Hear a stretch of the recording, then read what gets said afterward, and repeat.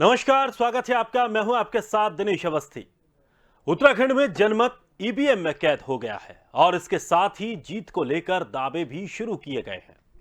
BJP जहां सत्ता में वापसी का दम भर रही है, तो वहीं कांग्रेस को उम्मीद है कि उसके दिन फिर से वापस आएंगे। आम आदमी पार्टी भी इस चुनाव में पूरा जोर लगा रही है। वो अपनी सरकार बनने की उम्मीद भी लगाए बैठी है।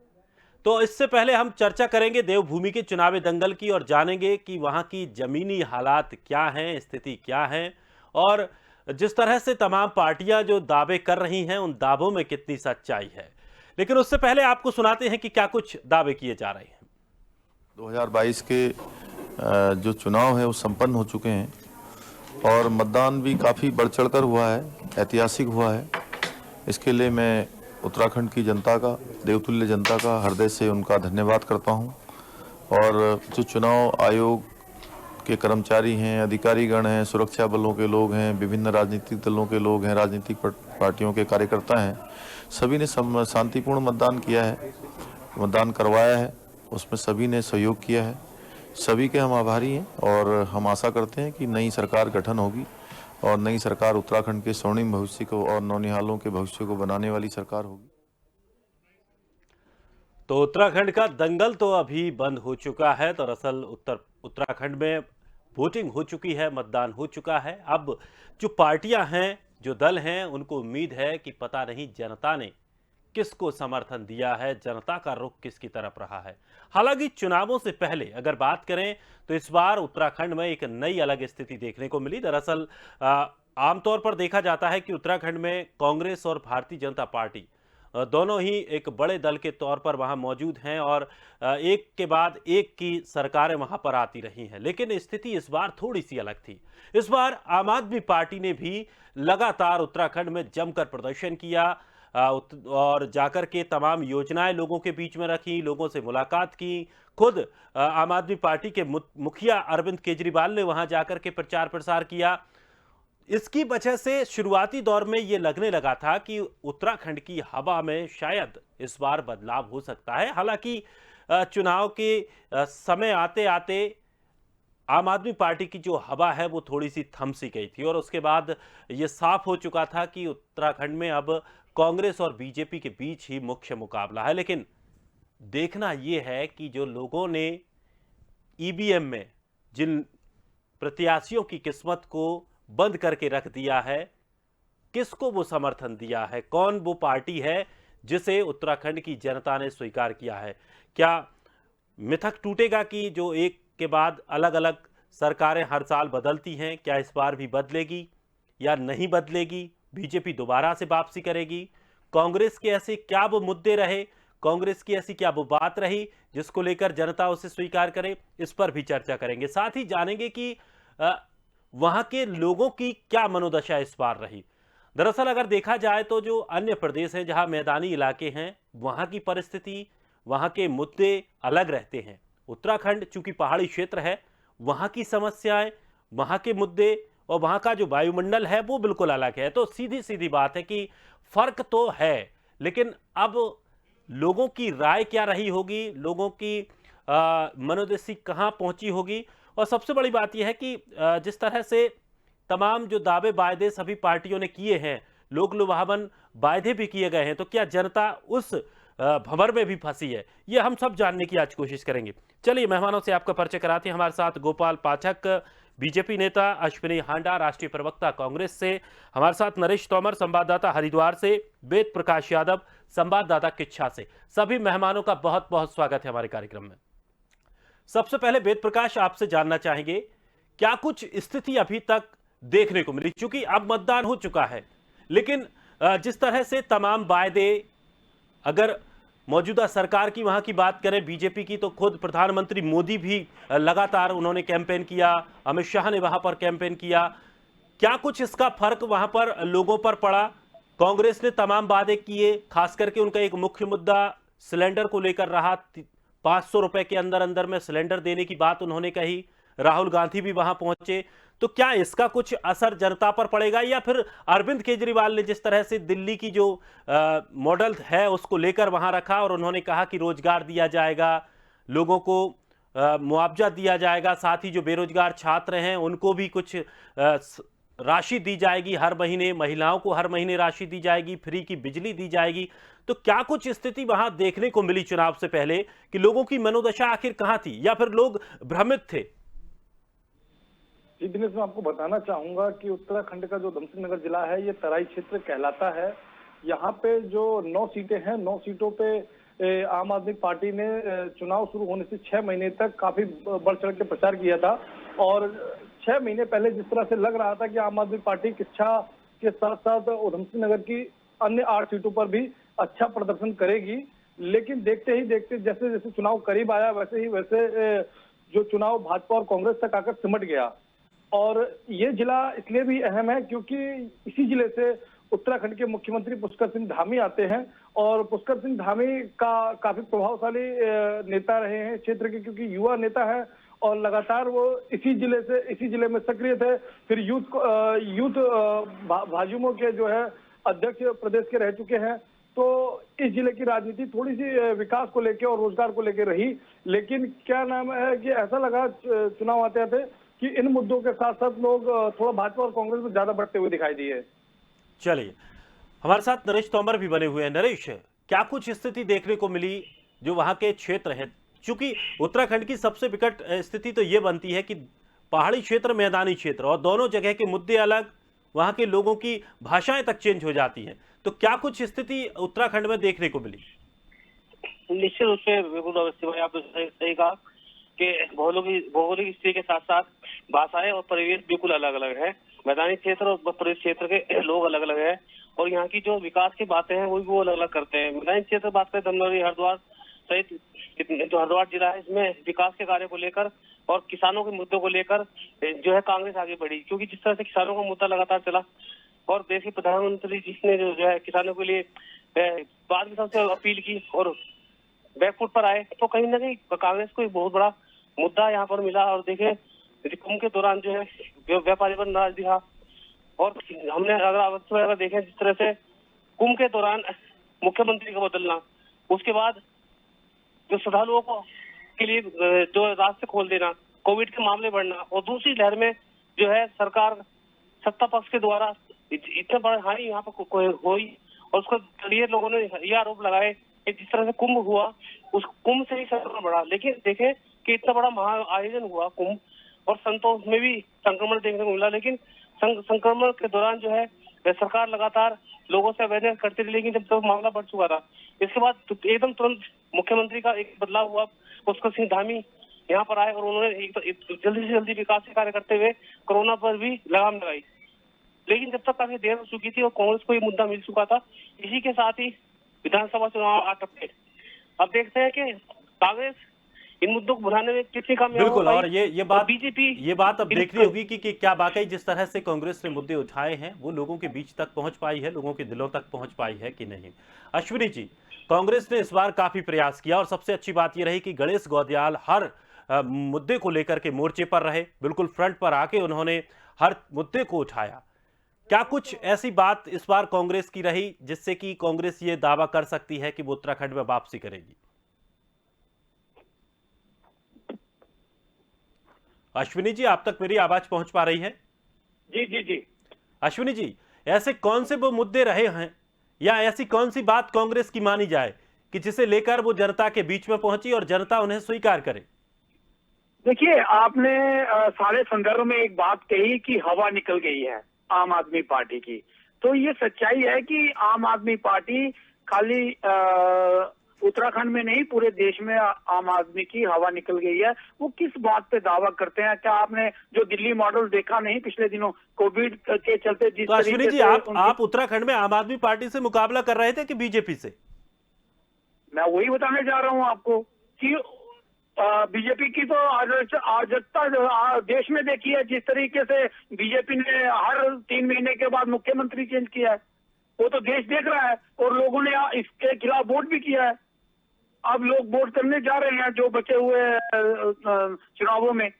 पूरा देश देख रहा है कि आज किस तरीके से महंगाई आसमान छू रही है, लोगों की जो कमाई के बाहर है, लोग आज इतना कमा ही नहीं पा रहे हैं कि इतनी महंगाई है, वो अपना रोजगार ना नहीं मिल रहा है उनको, और रोजगार नहीं मिलने के चाहते बाद महंगाई इस स्तर पे पहुंच गई है कि रोज उनका गुजारा करना मुश्किल हो गया है। तो हमारा मुद्दा यही था, इसीलिए हमने सिलेंडर का वहां पे बताया, और सिलेंडर हमने 700 का रेट फिक्स किया है कि 700 से ऊपर सिलेंडर नहीं होगा, चाहे उसको जितने भी पैसे डालने पड़े एक्स्ट्रा, वो सब्सिडी जो है वो जो है उत्तराखंड की सरकार देगी। उसके चलिए, साथ साथ चलिए। मैं और बहुत सारी चीजें चलिए, कहना मतलब चाहूंगा। कांग्रेस सिलेंडर के भरोसे तक आ गई है अब।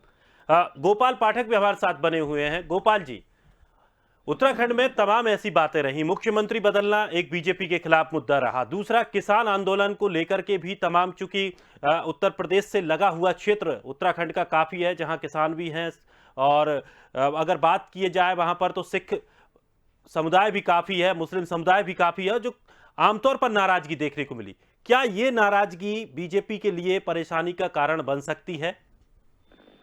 बहुत बहुत धन्यवाद। जैसा कि मैं अभी अश्विनी जी के लिए सुन रहा था, वो कह रहे हैं कि महंगाई है, बेरोजगारी है, सिलेंडर नहीं बढ़ने देंगे और न जाने क्या क्या, और इन्होंने कहा आम आदमी पार्टी का भी जिक्र किया। सबसे पहले मैं इस बात का उत्तर देना चाहता हूँ, उसके बाद में गणेश जी आपकी प्रश्न का भी उत्तर दूंगा। इन्होंने कहा कि ये सिलेंडर को नहीं बढ़ने देंगे। भाई एक बात बताइए, बेरोजगारी का मुद्दा उठा रहे, क्या बात है, 5 साल पहले जब यहाँ कांग्रेस की सरकार थी तो क्या इन्होंने सबको रोजगार दे दिया था? सभी लोग काम कर रहे थे, महंगाई बिल्कुल नहीं थी। अरे इनके जमाने में तो सिलेंडर लेने के लिए लाइन लगानी पड़ती थी साहब, ये कितने दूध के धुले हैं। अरे इन्होंने तो जनता के लिए एक सिलेंडर की बात करते हैं, एक सिलेंडर कम रेट पर देने की बात करते हैं, जब इनके जमाने में सिलेंडर ही नहीं था, गाड़ी ही नहीं मिलती थी, सिलेंडर ही नहीं मिलता था, कहाँ से कम देंगे ये? मुझे नहीं लगता ये बेवजह के ये बात है। और जहाँ तक मुख्यमंत्री बदलने की बात करी है, देखिए मुख्यमंत्री बदलने को लेकर हमारे शीर्ष नेतृत्व ने भी अच्छे से बताया है। जब पुष्कर धामी जी जब से मुख्यमंत्री बने हैं तब से आप देखिए कितना जबरदस्त काम हुआ है, और प्रदेश की जनता ने इतना वोट दिया है, इतना वोट परसेंट रहा है, तो साफ तौर पर पता चलता है कि भारतीय जनता पार्टी पूर्ण बहुमत की सरकार लेकर आ रही है। और मैं आपको बताऊं दिनेश जी, आपने कहा मुस्लिम मतदाता भी है और इनका कोई फर्क पड़ने वाला है, मैं नहीं समझता हूँ कि इसका फर्क पड़ने वाला है। भारतीय जनता पार्टी धर्म की राजनीति, जाति की राजनीति नहीं करती है, इसलिए मुस्लिम मतदाता हो चाहे वो हिंदू मतदाता हो, जिस तरह से भव्य आयोजन कुंभ का किया है, या फिर बिजली की व्यवस्था रही है, या राशन की व्यवस्था रही हो, जितना काम भारतीय जनता पार्टी ने किया है, गणेश जी मुझे नहीं लगता कि जनता इसको नजरअंदाज करेगी। और जिस प्रकार से वोटिंग हुई है, जिस प्रकार के रुझान मिले हैं, और तमाम टेलीविजन के जो आंकड़े हैं उनमें भी बताया गया है कि भारतीय जनता पार्टी पूर्ण बहुमत। आंकड़े पश्चिम बंगाल में भी बीजेपी को अच्छे मिले थे। नहीं, ये मैटर नहीं करता है कि पश्चिम बंगाल में आप बताइए कहाँ नुकसान हुआ दिनेश जी? 3 से 73 पे पहुंच के बताइए कहाँ नुकसान हुआ। और बहुत सीटें हमारी ऐसी थी तो मात्र 400, 500, 1000 वोट के बीच में हम इन सीटों को हारे। वो इसलिए हारे कि हमारा जो मतदाता था वो कहीं ना कहीं वोट करने नहीं पहुंचा, वरना तस्वीर कुछ अलग। चलिए वेद प्रकाश, अगर हम बात करें मुद्दों को लेकर, महंगाई एक मुद्दा रहा है, किसान आंदोलन भी एक मुद्दा रहा है, इसके अलावा और वहां के क्षेत्रीय मुद्दे ऐसे क्या रहे? क्या सड़कों को लेकर लोगों को परेशानियां हुई थी? क्या उनको लेकर लोगों ने आवाजें उठाई, या जो वहां के मौजूदा विधायक रहे उनसे नाराजगी रही? स्कूलों को लेकर, अस्पतालों को लेकर, क्या ये जो स्थानीय मुद्दे हैं ये भी इन चुनावों में देखने को मिले हैं और इसका असर पड़ सकता है क्या? आपको बताना चाहूंगा कि चुनाव जिस तरह से शुरू होने से पहले जो कुछ मुद्दे थे, जो अहम मुद्दे थे, वो धीरे धीरे उन मुद्दों ने जगह अपनी और ज्यादा बनाई। जैसे कि भू कानून को लेके जब पुष्कर सिंह धामी बने थे तो उससे पहले से ही मतलब भू कानून को लेकर लंबे समय से लोगों की मांग चल रही थी, उत्तराखंड के लोगों की, कि पलायन को रोकने के लिए और जो बाहर से लोग आ रहे हैं जिसके कारण उत्तराखंड में रोजगार कम हो रहा है, कि भू कानून बनाया जाए जिससे कि उत्तराखंड में जो संपत्ति और जो क्या कहते हैं जमीन बंदरबांट तरीके से बेची खरीदी जा रही है, उसकी खरीद फरोख्त की जा रही है, उस पर लगाम लगाया जा सके। उसको लेके लगातार लोगों की मांग चल रही थी। फिर रोजगार एक अहम मुद्दा था, फिर कई जगह सड़क अहम मुद्दा था, स्वास्थ्य सेवाएं पहाड़ को लेके अहम मुद्दा थी। किसान आंदोलन उत्तराखंड के उधम सिंह नगर जिले में जो तराई का क्षेत्र है, यहाँ सिख समाज बड़ी संख्या में रहता है, सिख समाज, पंजाबी समाज बड़ी संख्या में रहता है और इस क्षेत्र में किसान आंदोलन का असर बहुत बड़ी संख्या में देखा गया था। बड़ी संख्या में लोग यहाँ से गाजीपुर बॉर्डर और दूसरे बॉर्डर पे जाते थे और किसान आंदोलन को समर्थन करते थे। तो उसका असर भी मुझे लगता है कि 2022 के विधानसभा चुनाव में कहीं ना कहीं देखने को मिलेगा। लेकिन दूसरी तरफ प्रधानमंत्री नरेंद्र मोदी का जो दौरा था चुनाव से ठीक अंतिम दौर पे, तो उनका जो दौरा था मतदान, आप कहाँ की बात बता रहे हैं? कुछ टाइम जब उत्तर प्रदेश में इसका मुद्दा नहीं है, जहाँ उत्तर प्रदेश के अधिकतर बताते हैं कि उत्तर प्रदेश के लोगों ने वो आंदोलन किया था, आप कह रहे हैं कि उत्तराखंड में भी कोई मुद्दा है इस तरह का? कोई मुद्दा नहीं है इस तरह। जी, यहाँ जो किसान आंदोलन है काफी अहम मुद्दा था, लेकिन जो प्रधानमंत्री का दौरा था उससे भाजपा कार्यकर्ताओं में और उनके समर्थकों में काफी उत्साह भरा, जो कि मुझे लगता है कि प्रधानमंत्री का जो उत्तराखंड के जो लास्ट दौरे थे वो भाजपा के लिए काफी फायदेमंद साबित होंगे और भाजपा के लिए गेम चेंजर साबित हो सकते हैं। वही कांग्रेस की बात करी जाए तो 4 धाम 4 काम की कांग्रेस बात तो कर रही है उत्तराखंड में, लेकिन जो उसके अन्य प्रदेशों में सरकार है वहां उन चीजों को लागू ना करना, भाजपा ने उसको अहम मुद्दा बनाया कि जो कांग्रेस आज उत्तराखंड में 4 धाम 4 काम की बात कर रही है वो अन्य राज्यों में जहां उनकी सरकार है उन योजनाओं को वहां क्यों नहीं लागू कर रही पहले।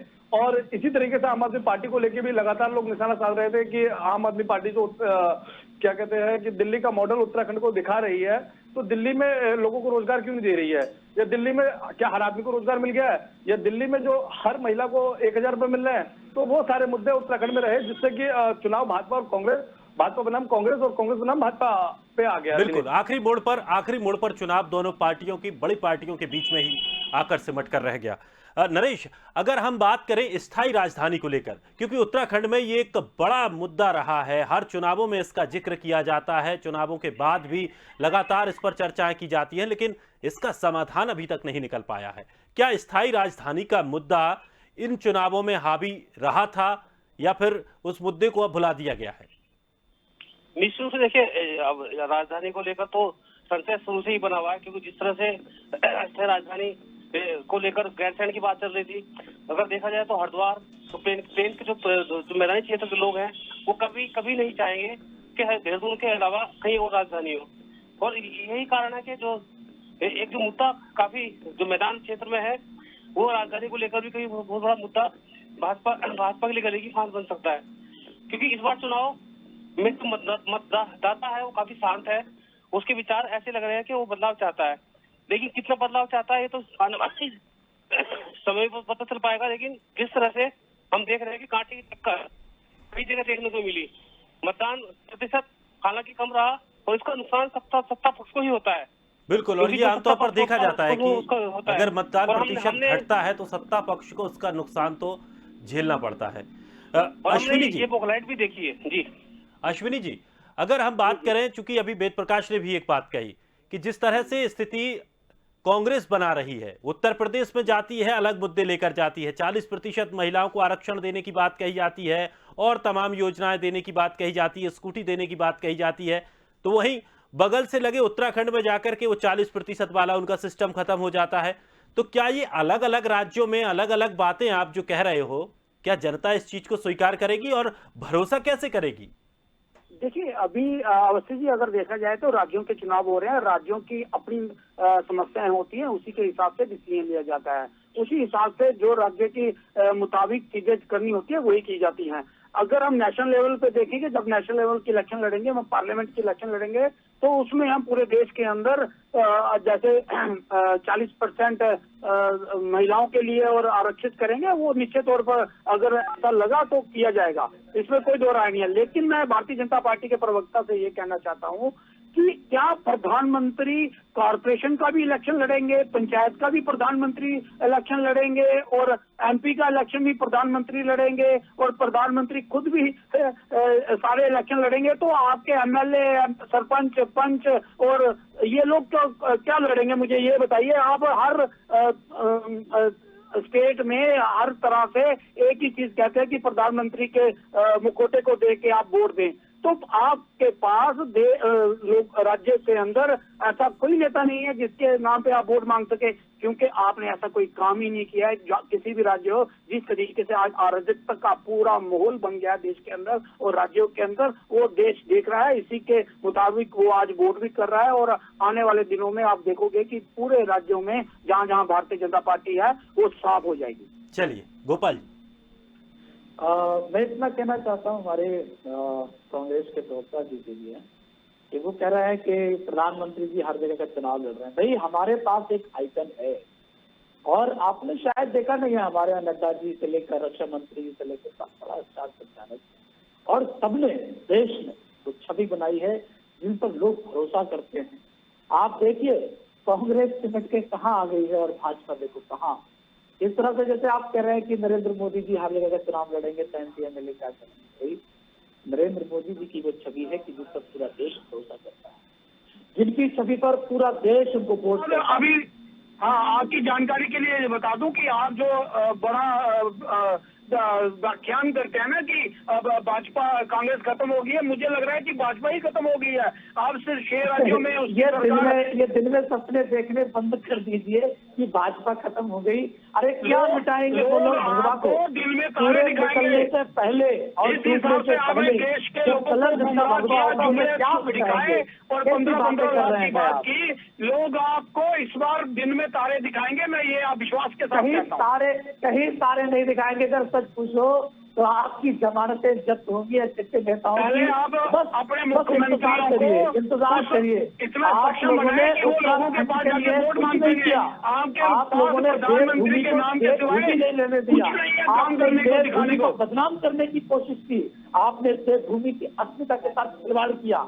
अब क्या बात करते हैं कि आपको दिन में हमें दिन में तारे जनता दिखाई दे रहे हैं। आपको पहले भी जनता ने तारे दिखाए और एक बार पुनः आपको जनता तारे दिखाएगी। और मैं आपको आज इस चैनल के माध्यम से ये बताना चाहता हूँ कि भारतीय जनता पार्टी वो पहली पार्टी होगी जो रिपीट करेगी। एक बहुत समय से रिपीट नहीं हुई प्रकार उत्तराखंड में आप देखेंगे 2022 ऐसा वर्ष रहेगा जो भारतीय जनता पार्टी खाना खा रहे हैं। आज देश के लोग 80 करोड़ लोग जो है वो गरीबी का खाना खा रहे हैं। ये हालत कर दी है आपने देश की। कैसी बातें करते हैं आप। अरे देखिए आज एक चीज समझ लीजिए, आज उत्तराखंड हो चाहे उत्तर प्रदेश हो चाहे भारत का कोई भी राज्य हो, जनता सुबह भूखी उठती जरूर है, लेकिन शाम के लिए कोई ऐसा नहीं होता है जो बिना खाए सो जाए। कैसी बातें करते हैं आप कह रहे हैं कि हमने उत्तराखंड के उत्थान के लिए जितना नरेंद्र मोदी जी ने उत्तराखंड के लिए दिया है उतना कोई और दे भी नहीं सकता। आप लोगों ने तो उसमें मजा ले रहे हैं। आज देश की हालत ये कर दी। आप तो व्यापारियों को पूछने में आगे हैं। आप अडानी और अडानी को ये कौन-सी बातें आप निकाल के ला रहे हैं ना। आपके पास कोई लूटा है जिसके नाम पर आप चलिए किसने किसको लूटा है और जनता ने किसका साथ दिया है ये 10 मार्च को तय हो जाएगा। ये 10 मार्च को तय हो जाएगा। बहुत बहुत शुक्रिया आप सभी का हमारे साथ जुड़ने के लिए, इस कार्यक्रम में हिस्सा लेने के लिए, अपनी अपनी राय रखने के लिए। लेकिन देवभूमि का दंगल तो थम गया है, लेकिन नतीजे जो हैं वो 10 मार्च को आएंगे। जो किस्मत है ईवीएम में कैद हो चुकी है। देखना यह है कि जनता ने किसकी तरफ रुख किया है, क्योंकि इस बार जनता बड़ी ही शांत दिख रही थी। फिलहाल इस खास कार्यक्रम में इतना ही। ताजा तरीन खबरों के लिए आप बने रहिए स्वदेश के साथ। सबसे पहले देश।